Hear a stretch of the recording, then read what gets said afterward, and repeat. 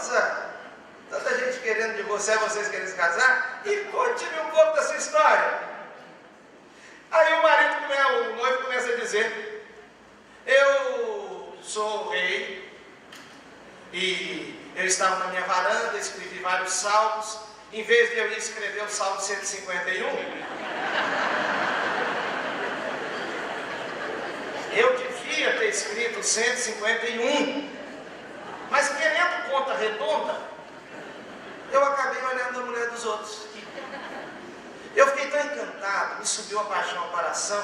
Sabe como é que é, pastor? Essas coisas ninguém segura, sabe como é que é? Veio aquela coisa, eu acabei, mas ela tinha um problema, é casada com Urias. E o Urias, o marido dela, era um homem de muito caráter.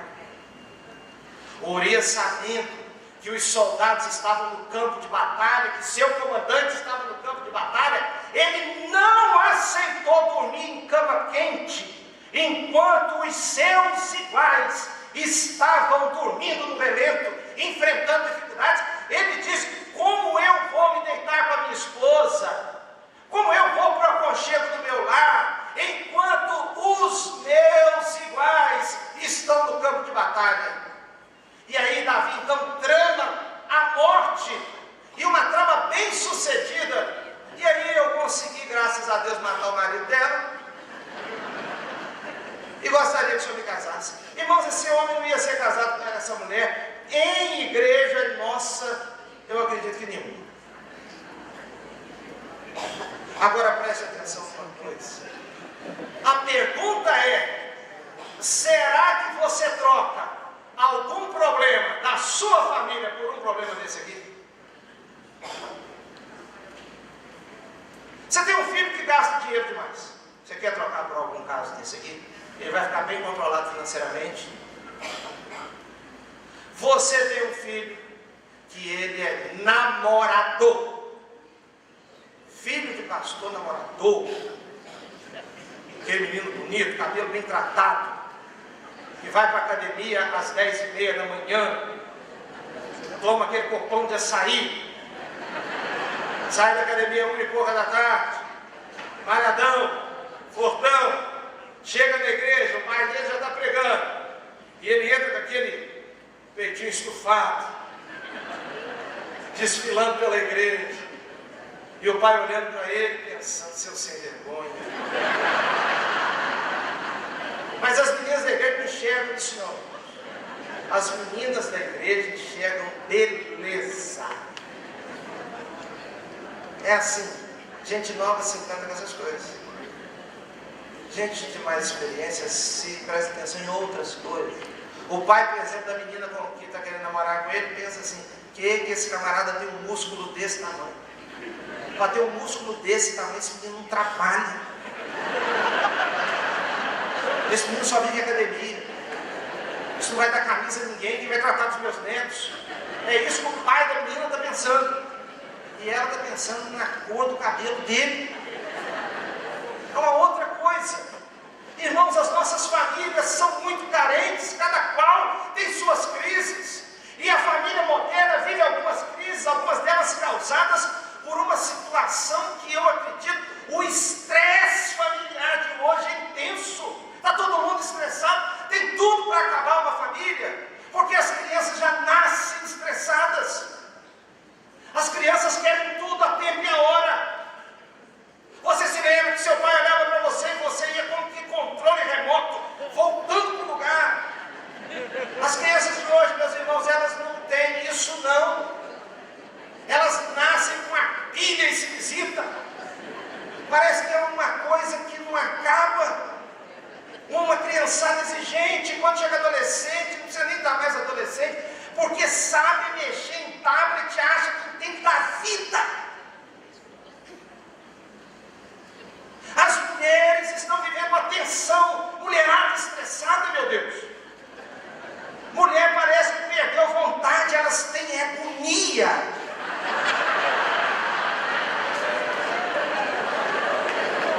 Fica só mulher aí, não tem vontade de dar agonia.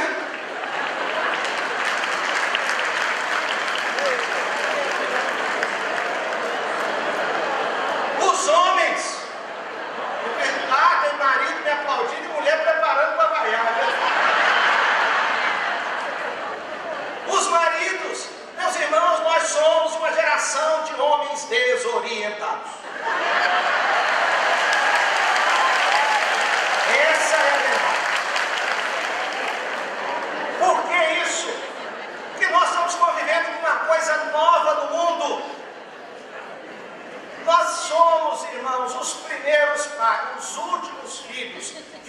obedecemos os pais, e os primeiros homens que obedecem os filhos.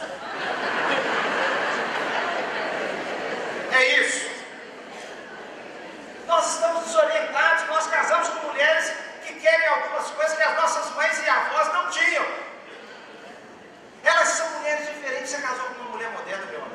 Você se prepara, passa a mão numa Bíblia, vai orar, você passa a mão no livro, vai para o congresso, faz um curso, faz alguma coisa, porque ser casado com uma mulher de hoje é um grau de exigência diferente. Na nossa igreja tem uma criança lá, um homem lá, que quando criança disse assim, na hora de servir o almoço, a mãe botando a comida de cada um e botou a abóbora para ele diz assim, abóbora não. Aí o pai ficou com ele e disse assim, o quê? Abóbora não. Virou para a mulher e disse assim, coloca a panela de abóbora toda no prato dele. Irmãos, a psicologia antiga era desse jeito, vocês sabem. Antigamente a psicologia, os doutorados eram nessa área. E o menino, a mãe evangélica colocou toda a panela de abóbora. E, irmãos, o menino não perguntou mais nada não, começou a comer aquela abobrada. Os irmãozinhos do lado ali, ó, quietinhos. O próprio comedor de abóbora disse a mim, pastor, nunca mais lá em casa eu vi alguém reclamando do que botava no prato. Mas eu fico impressionado com o comportamento da própria mãe de botar abóbora. O homem mandou ter mandado. Os irmãos lá em casa, meu pai chegava, a paz se estabelecia. Acabou a discussão. A gente podia estar com alguma coisinha para lá e para cá, meu pai chegava, ficava todo mundo bom. E o pior é que ele chegava às vezes de surpresa. E ele pegava todo mundo naquela agitação convencional, aquele pedido pela ordem, aquelas grosserias. Aí é como se chegando no diácono da igreja, do pastor, que está todo descontrolado no microfone, e o pastor acaba de fazer aquele vexame, aquela coisa que envergonha a todos nós, e chega o diácono dele. Aí ele fica pálido. Ele tem que chamar o diácono fora e explicar que isso tudo aconteceu, porque aqui não tem gente séria. Entendeu? Ele tem que arrumar um negócio. Irmãos, lá em casa, meu pai chegava, a minha mãe dizia assim, ué gente, vocês acalmaram? Hoje em dia não é assim mais, irmãos. Outra coisa, o consumismo. O consumismo, nós temos necessidade de comprar o mundo inteiro. Parece que está todo mundo com uma verdadeira sulofreca. Você sabe o que é uma sulofreca? É aquilo que alguns sentem, aquela sede, aquela vontade, aquele incômodo, aquela agitação por causa de algum motivo. Agora, note bem, nossas famílias, elas têm as suas dificuldades. Às vezes eu fico pensando, meus irmãos, fiquei emocionado ali agora quando cheguei. Resolvi passar uma mensagem de texto, não faz isso não, isso é coisa que não se faz em culto. Resolvi passar uma mensagem de texto para minha irmã. Mandei um recadinho para ela. Eu fiquei lembrando, às vezes, dos meus primos, nossa família, os nossos avós. Irmãos, quanto problema! Quanto problema! Quantos ajustes! Agora, meu irmão, por que eu acredito que a família tem um recomeço? Em primeiro lugar, eu acredito na misericórdia de Deus. Amém. É isso, se não for a misericórdia, irmãos, nós seremos consumidos. Não for a misericórdia de Deus sobre a vida de Raabe, providenciando para ela um casamento com Salmão. E agora uma coisa, preste atenção, Deus deu a ela um filho, chamado Boaz, um homem de extraordinário caráter. Boaz, meu irmão, ele conhece Ruth. Ruth era uma viúva jovem. Ele podia se aproveitar de Ruth, porque ela andou chegando meio perto dos seus pés na cama. Comportamentozinho também que a gente não consegue explicar muito bem.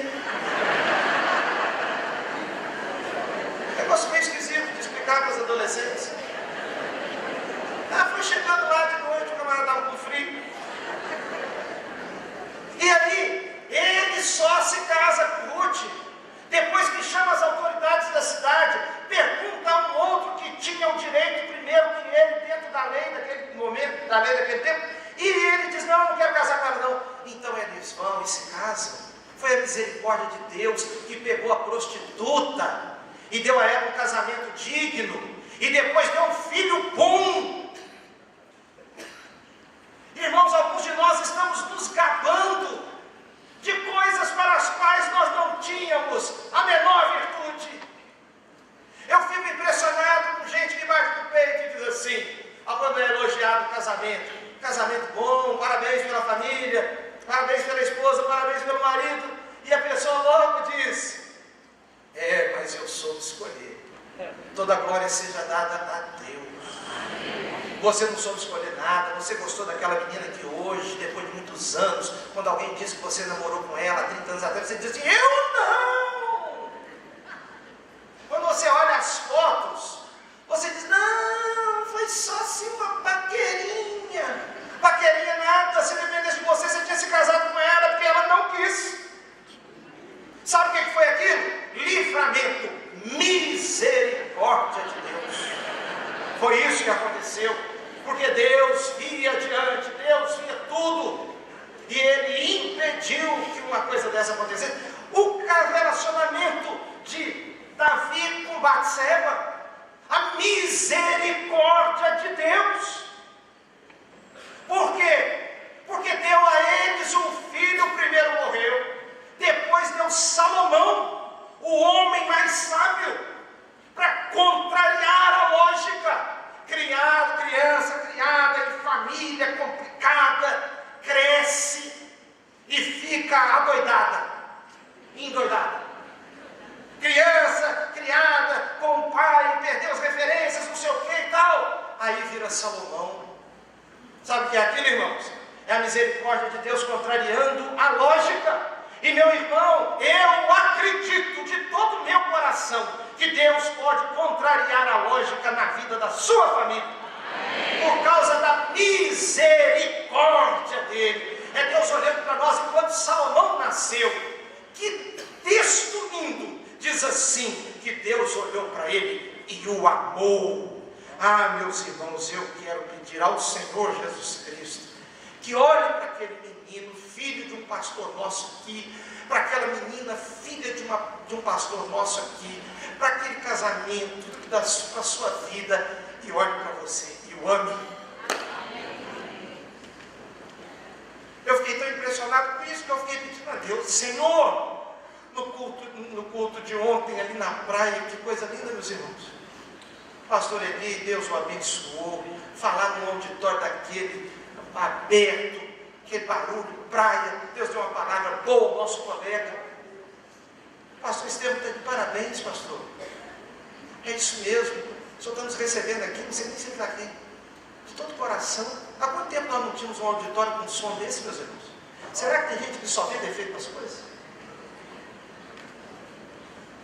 Irmãos, enquanto nós estávamos aqui, eu estava com o meu menininho no colo, e ele estava dormindo, e eu sentei na areia do chão, na praia, e fiquei pedindo ao Senhor, olha para esse menino e o ame. Porque se Deus olhar para nós, irmãos, eu tenho aqui entre nós um pastor muito querido. Esse homem me ajudou muito com relação a filho, antes de eu ter filho. Eu tinha um bloqueio. Eu nunca contei isso assim não, viu? Mas como é tudo batista aqui, todo mundo guarda assim.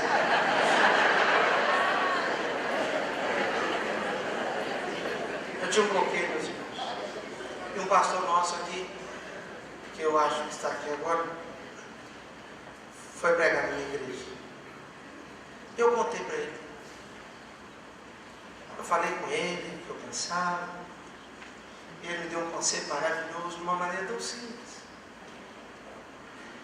Um dia eu ouvi ele contando assim, olha, se eu tivesse um filho só, se eu tivesse sido pai de um filho só, eu não saberia, talvez hoje eu seria um pai meio orgulhoso. bem se mesmado,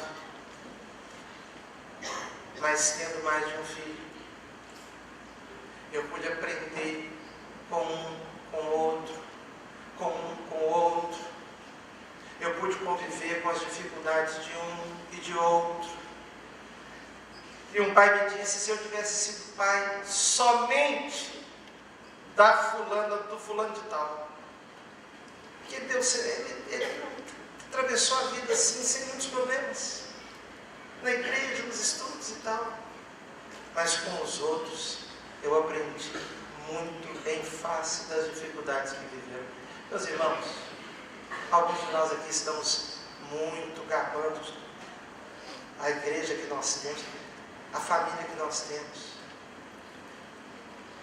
e nós não lembramos. Se você teve sucesso numa área, foi por causa da misericórdia de Deus. E Deus deixa, meus irmãos, nós passemos algumas outras coisas difíceis para nós sairmos do pedestal. Nós saímos do pedestal. Ninguém aqui tem telhado de aço. Todos os telhados são de cristais. Todos. Agora eu acredito no recomeço. Não por causa de nós. Não por causa da nossa sabedoria. Não por causa dos nossos cursos, mas por causa da misericórdia de Deus. Mas, meu irmão, há um outro fator que me chama muita atenção. É o fator quebrantamento. As famílias precisam se quebrantar, irmãos. Nós precisamos, quando Davi e Batseba tiveram aquele relacionamento esquisito. Davi então escreve o Salmo 51. E ele diz: contra ti somente pequei, e fiz o que é mal diante dos teus olhos. Senhor, restitua em mim a alegria da salvação. Meu irmão, há de haver quebrantamento, a graça de Deus, a misericórdia, mas nós precisamos nos humilhar. Os maridos, as esposas, as crianças, como Judá, quando recebeu o selo, o cajado e o cordão, ele diz: ela é mais justa do que eu. Alguns de nós estamos cheios de razão. Razão para separar, razão para brigar, razão para discutir, razão para falar mal, razão para revidar, razão para trair, razão para ofender. Mas, meu irmão, Deus não quer ver a nossa razão, Ele quer ver a nossa atitude. É isso. Alguns de nós deveríamos hoje, acabando esse culto, virar para a esposa e dizer: meu amor, eu quero te agradecer por você fazer o favor, por tua graça, pela sua misericórdia, que casar com um homem igual a mim, eu não casaria comigo, minha filha.